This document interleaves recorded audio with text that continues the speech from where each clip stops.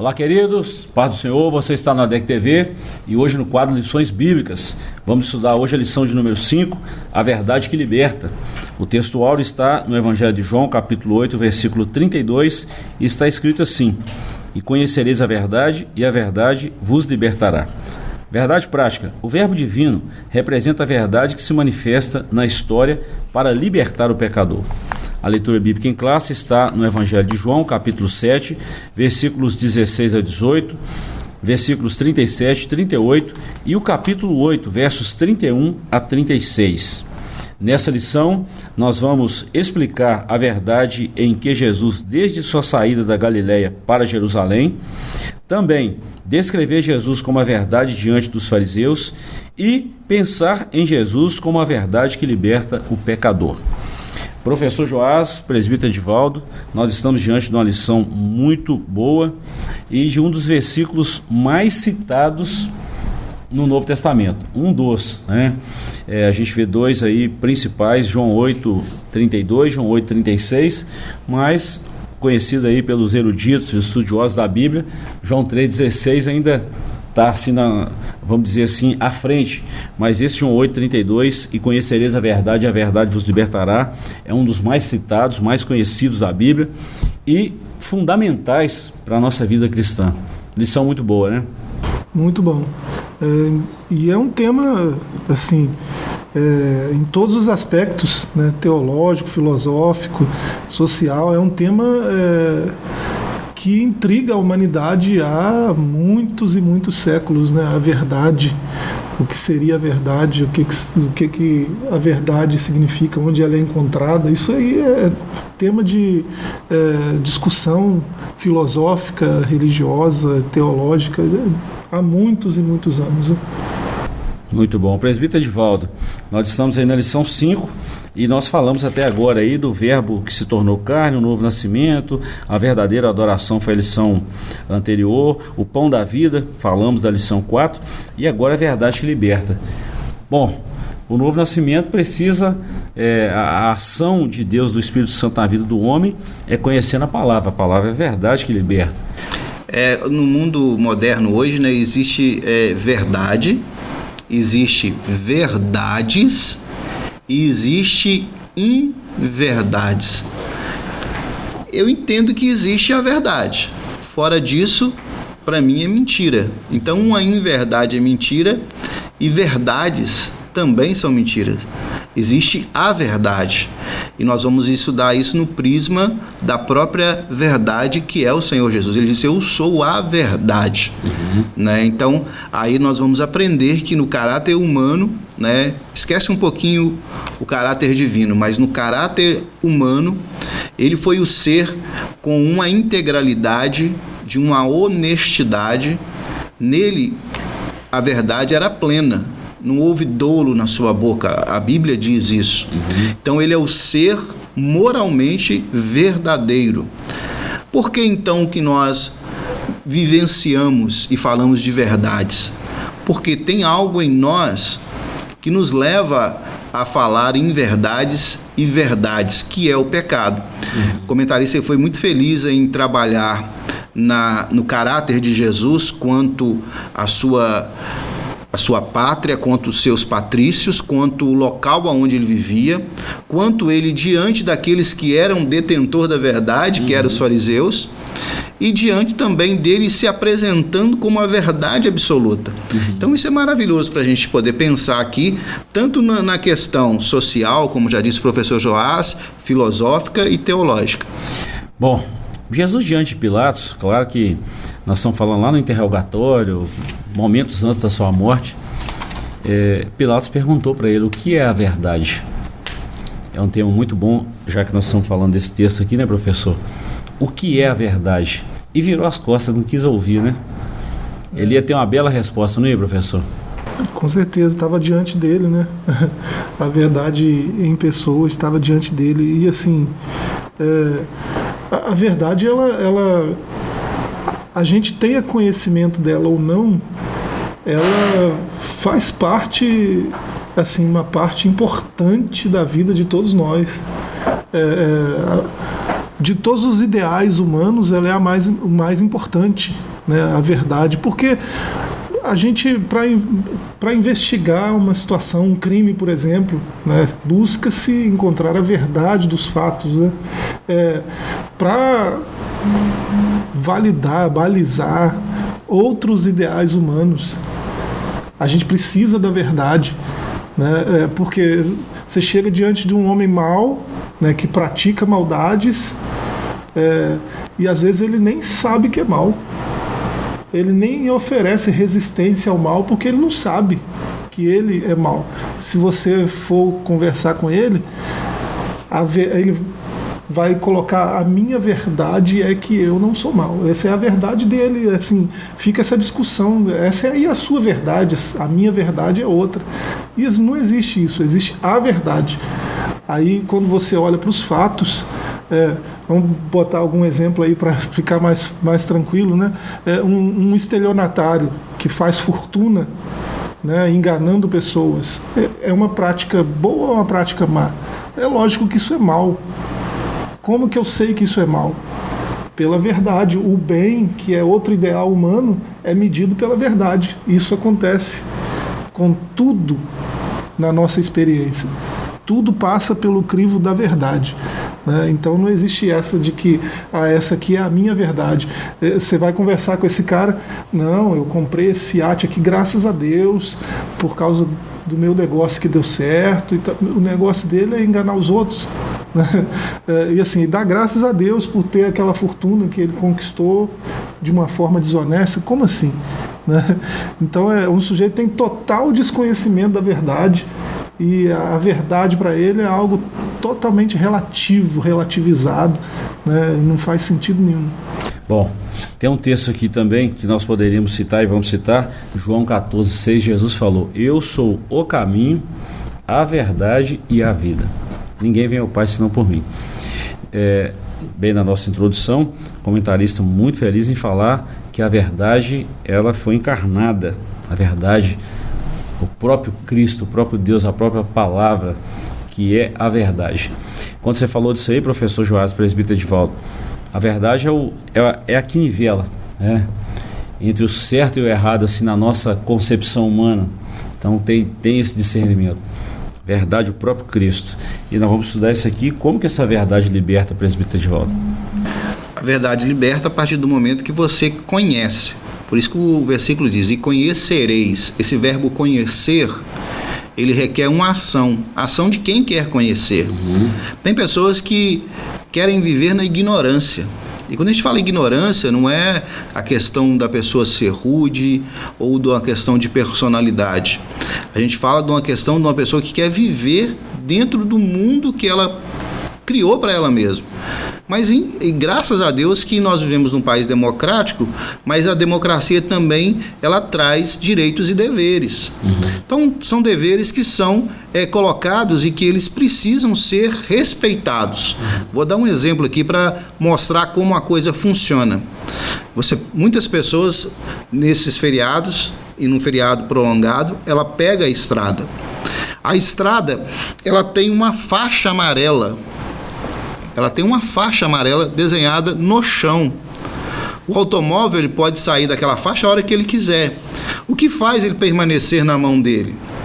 São leis, são circunstâncias que ele vai ser penalizado se ele não cumprir aquela lei. Então, o mundo é regido por leis.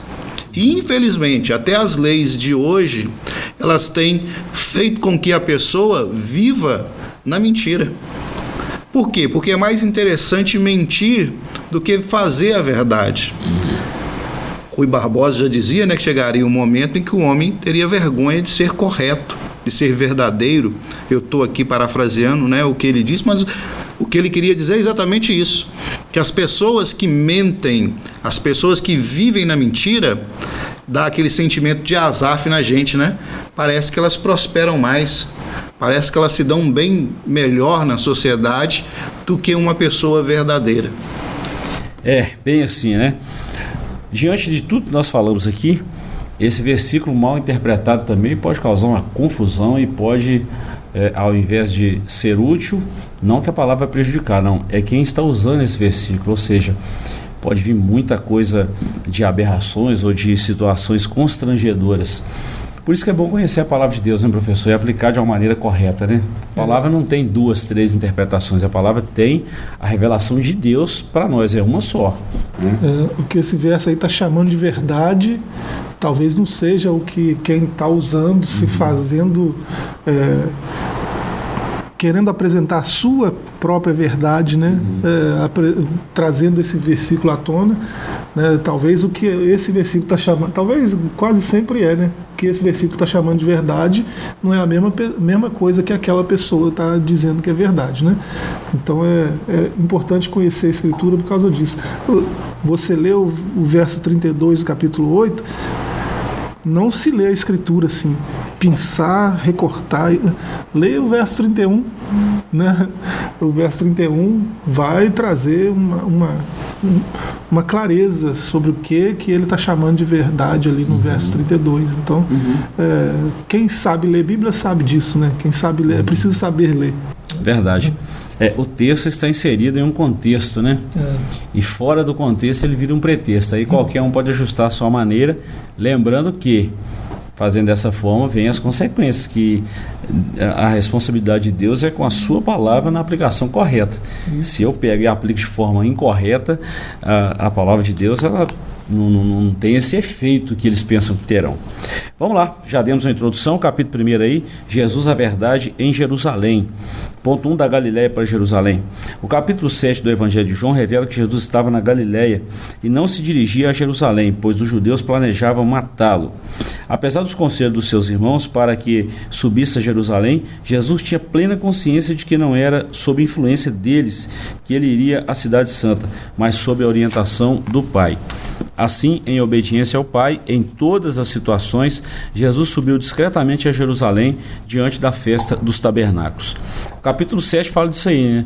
Tanto é que no último dia da festa ele subiu em cima de um tonel e fez aquele discurso maravilhoso. Os guardas que foram prender ele não conseguiram. E os guardas falaram algo muito interessante, presbítero Edivaldo, professor Joás. Ninguém nunca falou com tanta autoridade igual Jesus tinha falado. E eles não tiveram força para prender Jesus. Eles saíram, foram embora, chegaram diante do Sinédrio. Vocês não prenderam o homem? Não tem como prender. Ninguém falou com tanta autoridade igual ele. Vocês também foram convencidos por ele? Eles ficaram tão perdidos, né, e tão revoltados que eles começaram a usar de retórica, de falácia, né? Mas vocês, guardas, né? Vocês são simples aí. A plebe, né? Você também creu nele? Por acaso alguns dos magistrados, alguns dos príncipes creu nele? E levanta Nicodemos, né? Nicodemos fala, peraí, né? O que é isso que vocês estão falando? E assim, essa autoridade que eles estão dizendo que Jesus tem é justamente por causa disso, né? Ele se apresenta como filho de Deus, né? E você vê isso aí capítulo 6, capítulo 7, aqui no capítulo 8. E isso gera um alvoroço, né, no meio daquele povo, né, e o povo ficou dividido, né? Isso é até apresentado aqui na lição, né, os que ele chama de filhos de Deus, o que ele chama de filhos do diabo, né, aqui no capítulo 8 ele usa essa nomenclatura, verso 44, né? E até no verso 44 que eu estava pensando quando eu falei que outros ideais humanos são medidos pela verdade. Né? Você sabe o que é bondade por causa da verdade. Você sabe o que é justiça por causa da verdade. E a verdade está personificada em Jesus. Né? E Jesus é o Logos que se fez carne. O salmista, Salmo 119, verso 160, ele diz que a soma das suas palavras, toda a sua palavra é verdade. Né? Se eu pegar todas as palavras que Deus disse, tudo que Jesus falou, se eu juntar isso tudo, se eu fizer a matemática corretinha, eu tenho a verdade. Né? Então, é esse que está falando aí. Né? E esses homens não conseguiram crer em Jesus, não aceitaram as palavras de Jesus, não obedeceram às palavras de Jesus, porque eles são filhos do diabo. né? Eles mentem desde o princípio, então não conseguem se firmar na verdade, porque a base deles é a mentira.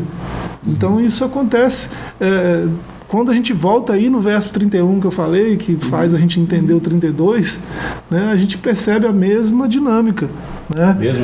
Vocês são meus discípulos porque vocês obedecem às palavras que eu falo, né? Então aí depois ele começa a falar sobre verdade. Todas as palavras dele são verdade. O que ele está falando é verdade. Vocês não precisam de água porque vocês já estão purificados pelas palavras que eu falo, né? Então 17, João, né? Santifica-os na verdade. A tua palavra é a verdade. Então, se a gente juntar, fizer o cálculo direitinho, a gente vê que a verdade está personificada nele, né? E se alguém obedecer, se alguém seguir, se alguém decidir viver a vida de acordo com o que ele está dizendo, né, essa pessoa vai se firmar na verdade, porque a verdade é como essa rocha que jamais pende para lado nenhum, jamais pode cair, jamais pode ser destruída, né? A verdade está sempre lá, desde o começo até o final. Podemos dizer então, professor e presbítero Edivaldo, nesse ponto da verdade, e conhecereis, isso é uma prática do dia a dia, né? Quanto mais eu leio, quanto mais eu vivo, quanto mais eu conheço, Oséias 6:3, né? O profeta, né, ele diz: conheçamos e prossigamos em conhecer. E é interessante, quanto mais você conhece, mais você percebe que você não conhece. É uma coisa que nunca acaba, né? Quanto mais você se aproxima do conhecimento de Jesus, mais você quer conhecer, porque é um poço sem fundo, né? O conhecimento dessa verdade. E pela nossa limitação humana, pela questão do pecado, e o pecado ele é o grande vilão da mentira, né? Porque até então, antes da queda do homem, o homem não sabia o que era em verdade, o que era mentira, né? Ele falava sempre a verdade. E a primeira coisa que ele faz é mentir, depois da queda do pecado. É importante se conhecer justamente por isso, né? Você vê do verso 33 aí de João 8 até o 44, você vê homens que acham que conhecem a verdade, né? Acreditam num conjunto de regras, num conjunto de leis que eles acreditam que receberam de Deus, né? E quando a gente olha para a história, a gente olha para trás na história, a gente vê que aquilo que eles acreditavam que veio de Deus, grande parte daquilo foi construção, né? Teológica, social, cultural deles mesmos, dos homens, né?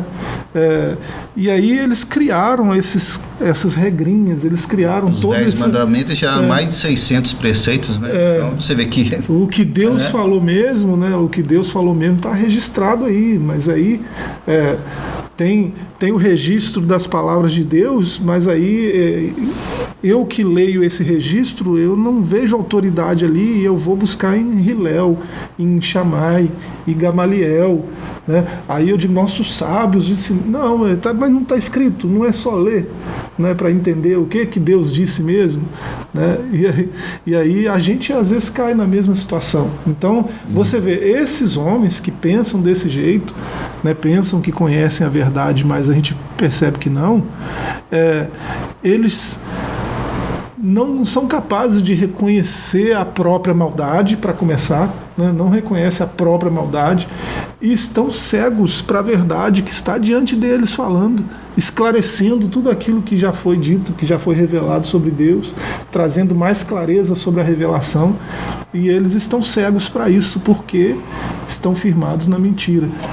Você tem que se apegar a alguns ideais, você tem que se apegar a algumas leis, a algumas construções, né, lógicas, isso aí é fato, mas até um livro interessante que muda a nossa perspectiva sobre isso, né, do Jonas Madureira. Quando você tem a experiência teológica, né, quando você vai buscar a verdade, a sua inteligência é rebaixada, né? Rebaixada, assim, você deve... o conhecimento de Deus verdadeiro traz humildade.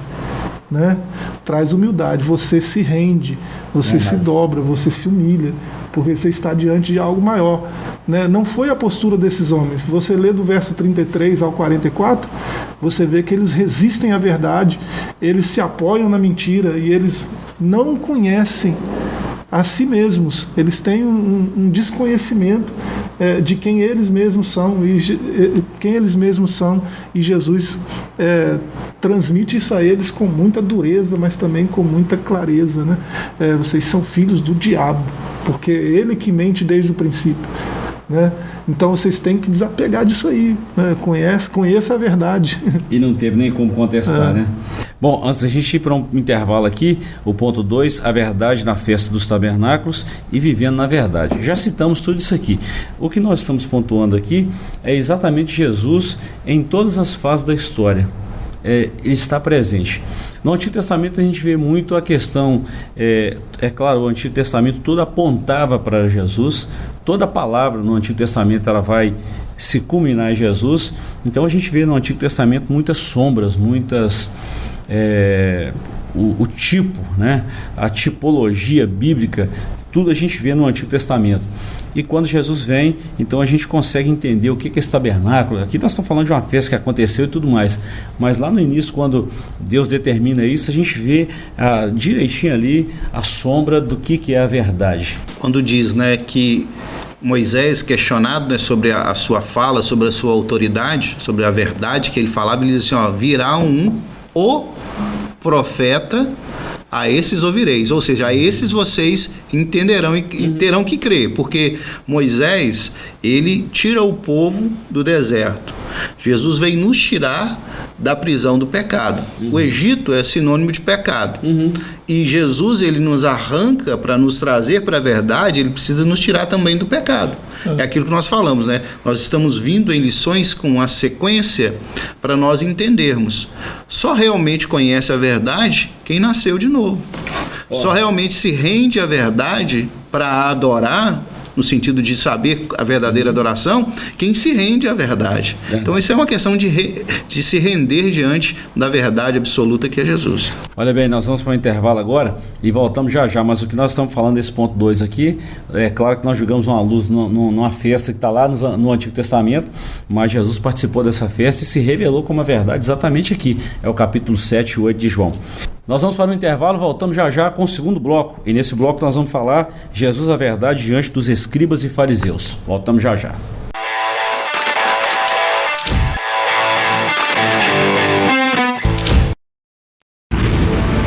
Seja bem-vindo ao novo site da Assembleia de Deus Caratinga. Agora ele está completo para você acompanhar bem de perto tudo sobre nossa igreja. Nele você encontra um pouco de nossa história, onde nós estamos, nossos horários de cultos e endereços de nossas filiais.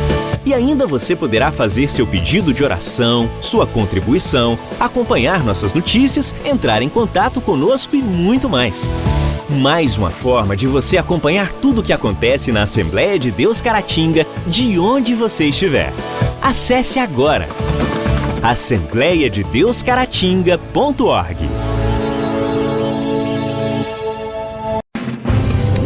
Uma verdadeira história de fé, renúncia, desafios e conquistas. Você irá se emocionar e extrair lições extraordinárias da biografia de um dos mais expressivos líderes do movimento pentecostal no estado de Minas Gerais. Recomendada por influentes líderes cristãos. Adquira agora mesmo Ari Coelho, um legado de fé, e descubra detalhes de uma história de vida que pode transformar a sua. Um produto com a qualidade CPAD.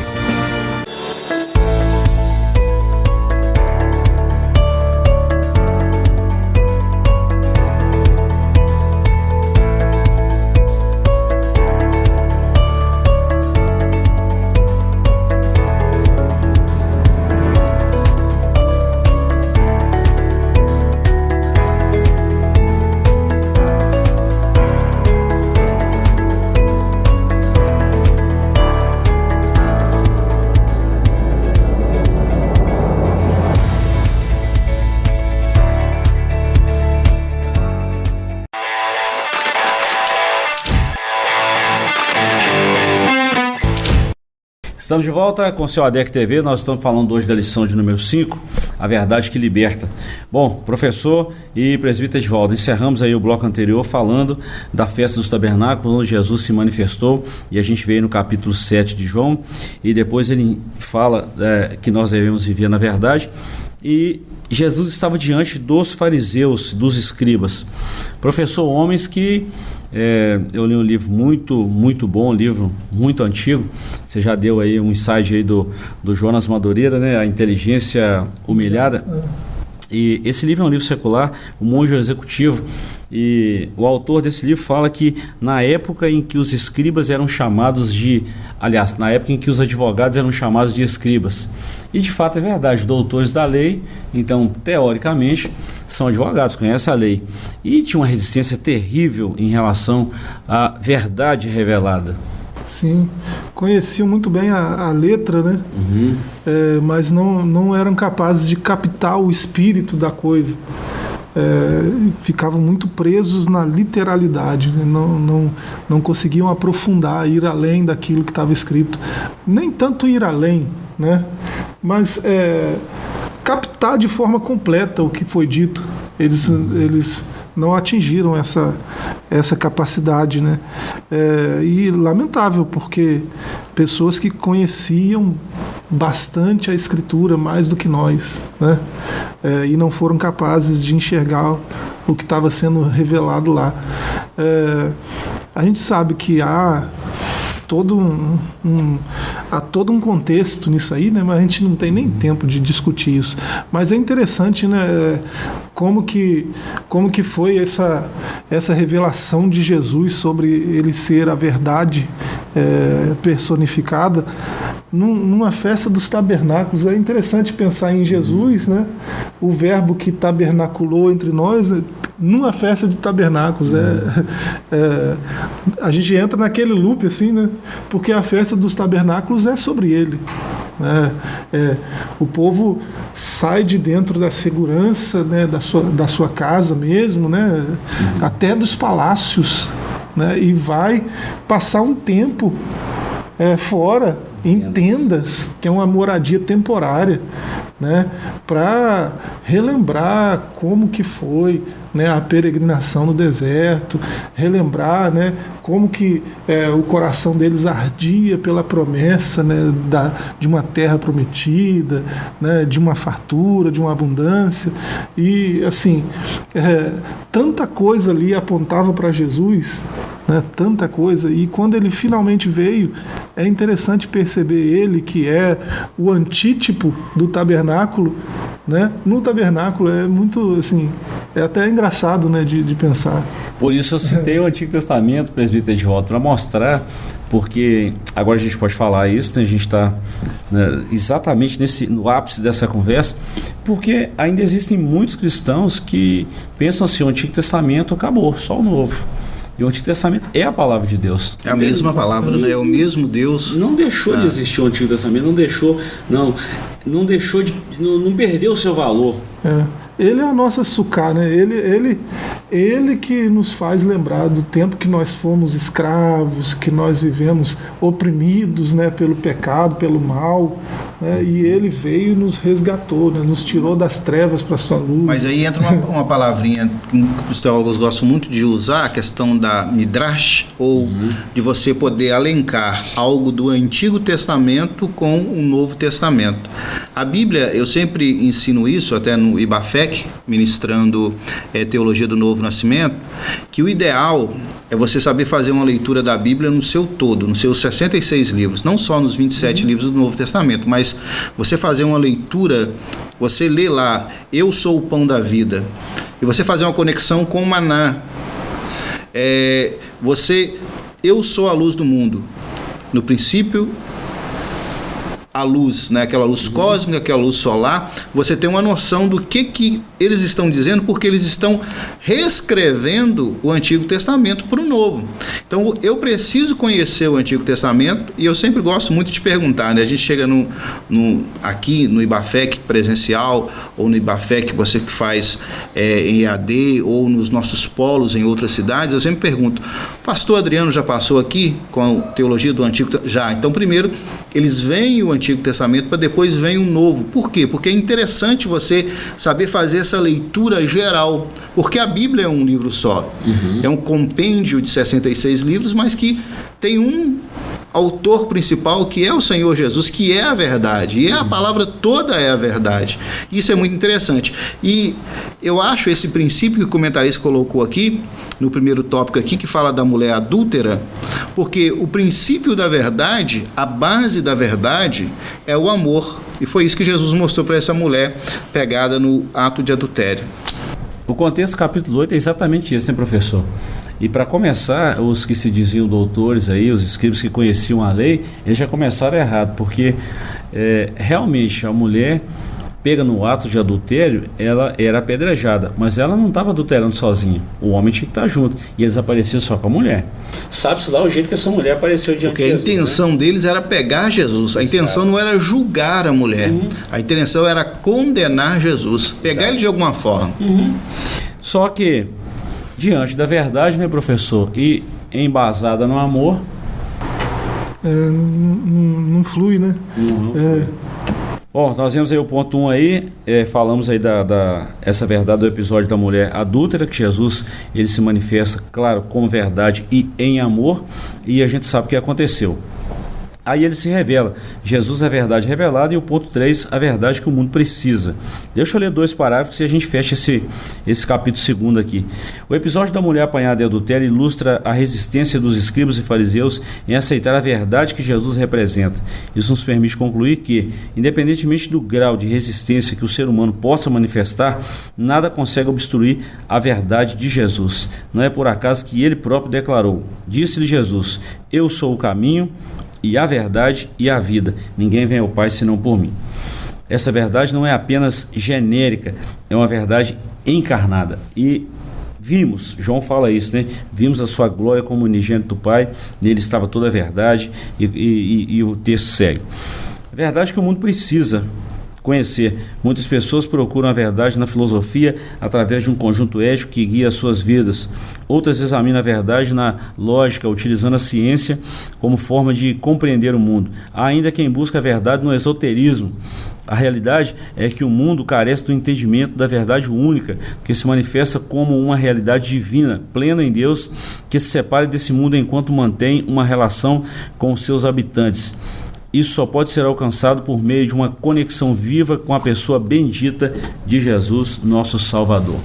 300 anos antes de Jesus, a gente já vê aí o ápice da filosofia, a mãe das ciências, e a gente já vê aí grandes filósofos discutindo assuntos da alma, do conhecimento, do saber, da morte, e depois vem um dos mais recentes, Sêneca, da tranquilidade da alma e tantas outras coisas aí. Professor, a verdade revelada está na palavra de Deus, a encarnada em Cristo Jesus. Como essa verdade se manifestou ali na vida dessa mulher, né, foi impressionante, trazendo a misericórdia à tona, né, porque a lei previa isso também, né, a lei previa. Mas na cabeça daqueles homens que tiveram essa audácia, né, de provar Jesus, de novo, não foi a primeira vez, né? Certamente passou assim, peraí, se ele for literalista, né, se ele falar cumpra-se a lei, o povo vai apedrejar ela e ele vai ser assim cobrado como um fundamentalista, né, algo assim, porque qual foi o último apedrejamento de que se teve notícia? Depois do Império Romano, né? Porque quem poderia produzir a pena capital era quem tinha autoridade máxima naquela circunstância ali, que era os os que representavam Roma. Ia Eles colocar poderiam, Jesus contra o Roma, imperador. contra o imperador. E se ele fala não, o que aconteceria? Ele seria contra a própria lei. Ele não é profeta, que ele está contrariando a Escritura. E ele foi, né, no cerne da lei, que é a misericórdia, que é o amor, a compaixão. Né? Quem não tem pecado, que seja o primeiro. Tudo bem, vamos cumprir a lei. Quem aqui que não tem pecado? Isso. Está citado aqui o Colossenses, carta do apóstolo Paulo aos Colossenses. A carta ao Colossenses é uma carta teológica por si só, mas esses versículos 9 e 10 do capítulo 2 diz assim: pois nele habita, nele quem? Jesus, corporalmente, toda a plenitude da divindade, e nele a cabeça de todo principado e poder, tendes a vossa plenitude. Ou seja, ele é a autoridade máxima, porque ele é a verdade. O que delega a autoridade? Quem vive a verdade. Então Jesus, ele é a autoridade máxima, é a verdade. Um juiz, ele sustenta a sua pena, quando ele vai aplicar a pena, em que? Na verdade. E nele, por ser a cabeça, a plenitude de toda a verdade, ele sempre será justo nas suas respostas. E a sua resposta, querendo ou não, foi justa e reconhecida desde o ancião até as crianças que estavam com pedra na mão naquele dia. Por quê? Porque ele é verdade. E a base da verdade, como eu já disse, é o amor. Bom, nós vamos estudar aqui agora, já adentrando aí o capítulo 3 e fechando a lição, Jesus, a verdade que liberta o pecador. No primeiro tópico aí a gente vê o seguinte: a verdade que liberta. A passagem de João 8, 31 a 38 está intimamente relacionada com o relato da mulher adúltera. Assim, a vida do pecador que se arrepende estará garantida se realmente permanecer em Jesus. Dessa maneira, o pecador alcançará o conhecimento da verdade e por meio dela será libertado da servidão do pecado. É aquilo que o professor Joás falou aqui agora. Diante da verdade, ele exerceu a lei com a aplicabilidade e a demonstração do amor, a caridade, ou seja, o amor em ação. Mas ele falou um negócio para aquela mulher, professor. Muita gente pega só esse primeiro pontinho, que ela foi livre da condenação e tudo mais. Mas Jesus, ao sair, onde estão seus acusadores? Não está aqui. Nem eu te condeno. Vai e não peques mais. Este nem eu te condeno, porque o único que tinha autoridade para condená-la, que não tinha pecado, porque Jesus, ele é perfeito, ele poderia condená-la e ele diz: eu não te condeno. Isso é maravilhoso quando você ouve isso. É lindo. E ela foi perdoada, professor, e seguiu Jesus, né? Por isso que todo seguidor de Jesus precisa se empenhar em buscar a verdade, né? Tá lá em Romanos 2:8, não sei, né? Transformados pela renovação 8:2, né? Renovação da mente. E essa renovação da mente, segundo o próprio Paulo, né, aos Filipenses, capítulo 4, ele fala que vem por pensar, né? Pensar em tudo que é verdadeiro. Ele começa. Como é que a metanoia começa onde? Né? Começa pela verdade. Né? Tiago 1,18 diz que nós somos gerados na verdade. Né? Tantas passagens diz que a gente precisa falar a verdade em amor. Né? E assim, aos Efésios capítulo 6, né? Verso 16 por aí, ele diz que a gente se cinge da verdade. Sim. Então, a verdade está muito ligada à nossa prática de fé. Se eu digo sou cristão, e eu não ter o conhecimento básico do que seja a verdade, né, do que é a verdade, não ter um interesse primário, pelo menos, um interesse raso, básico, no mínimo, né, do que é a verdade, onde encontrá-la, essa minha declaração não faz tanto sentido assim, né? Então a gente precisa, né, ser firmado na verdade, buscar a verdade, falar a verdade, porque a gente é gerado na verdade, né? E é ela que produz a mudança de mentalidade que a gente precisa para seguir Jesus. Por isso que ele falou: conhecereis a verdade e a verdade vos libertará. O ponto 2 aqui, o que é a verdade? No Evangelho de João fica evidente que a verdade referida não se relaciona com a verdade filosófica, ou seja, com os conceitos da verdade debatidos nas obras da filosofia. Falei isso aqui. A verdade mencionada em João é aquela que liberta o ser humano do domínio do pecado, manifestada e revelada na figura de Jesus. Essa verdade proporciona libertação, restauração e uma nova vida para aqueles que se aproximam dele. Em Jesus alcançamos a verdadeira liberdade. Eu acho lindo quando a Bíblia diz, né? Aquele que roubava não rouba mais, né? Aquele que mentia não minta mais. Então, esse encontro, essa quebra da maldição do pecado sobre nós através do novo nascimento, através de um sentimento de adoração, e a gente entende que nós precisamos adorar a Deus em espírito e em verdade. Olha que coisa linda. Então, não adianta eu conscientemente entender que eu estou vivendo na prática do pecado, não que eu não peque, porque nós não vivemos na prática do pecado, eu estou sujeito a pecar, mas com a consciência limpa diante do Senhor, porque é Ele que me restaura, é Ele que me lava, é Ele que me purifica e me dá a condição de viver uma vida agora de verdade, porque Ele é a verdade. Isso é maravilhoso. João começou o evangelho dele falando disso, né? No capítulo 1 ele já traz essa informação, né? A graça e a verdade vieram por Jesus. Né? Professor, verdadeiramente livres, nós não vamos ler aqui a questão do tempo e a gente está fechando aqui esse estudo da lição. Um dia alguém me perguntou assim, por que na igreja tem muito ex-drogado, ex-viciado, ex não sei o que e tal? Eu falei assim, olha, o homem quando pecou, ele passou a ser escravo do pecado. O pecado se tornou um senhor na vida dele. E ele era escravo. Escravo não tem voz própria, ele não consegue falar assim, eu não vou fazer isso. O escravo, ele não tem voz ativa diante do seu senhor. Quando Jesus vem, morre e com seu sangue ele liberta o homem do pecado, aí é diferente. O homem não vive sob o domínio do pecado. Ele está agora sob um novo Senhor, sob o domínio do novo Senhor, que é Cristo. Por isso que Jesus falou, vinde a mim todos que estáis cansados e oprimidos e eu vos aliviarei. Tomai sobre vós o meu jugo e aprendei de mim que sou manso e humilde de coração.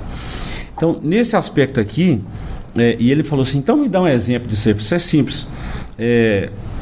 Alguém que fuma, que bebe ou que está no vício das drogas, ele pode falar que não vai fazer isso mais? Daí a pouco o pecado domina sobre ele, a força, o vício, ele não consegue fazer isso. Agora, qualquer um que conheceu a verdade e foi liberto por essa verdade, se ele quiser sair agora e comprar um cigarro de maconha, ou quiser beber, quiser fazer qualquer coisa, ele pode fazer isso, ele tem liberdade para fazer. Por que ele não faz? Porque a força do pecado não está nele mais. Isso é ser livre. Glória a Deus. A base para isso aí, para essa verdade aí, está citada aí na lição, né? Nesse último ponto aí, 2 Coríntios 5:17, né? Se alguém está em Cristo, é nova criatura. As coisas velhas passaram, tudo se fez novo, né? Então, esse novo nascimento, essa regeneração, né? Esse processo da salvação que veio pela graça, vem também pela verdade, né? Por isso que João 1,17, né? A graça e a verdade vieram por Jesus. A obra da redenção passa pela verdade. Olha o quanto a verdade é importante, é valiosa para nós, né? Então, esse monte de ex aí é porque teve um encontro com a verdade, descobriu, peraí, que porcaria que eu sou, né? Que projeto de homem que eu sou, eu preciso mudar de vida, eu preciso desse Jesus, eu preciso dessa palavra, que são as palavras de vida, né? Eu preciso desse evangelho para ser uma outra criatura, e acontece, a transformação vem, né? A mudança acontece. E glória a Deus por isso, né? Professor, obrigado por hoje, presbítero Edivaldo. A gente queria falar muita coisa, mas o tempo já mandou a gente parar. Nós ficamos aqui com essa lição. Próxima semana nós vamos estudar a lição de número 6, o bom pastor e suas ovelhas. Te agradecemos pela companhia, e se você quiser estudar um pouquinho mais dessa lição, próximo domingo de 8 às 10 da manhã, em qualquer uma das nossas igrejas Assembleia de Deus, aqui de Caratinga, você é o nosso convidado. Deus te abençoe e até a próxima semana, se assim Deus nos permitir. Até lá.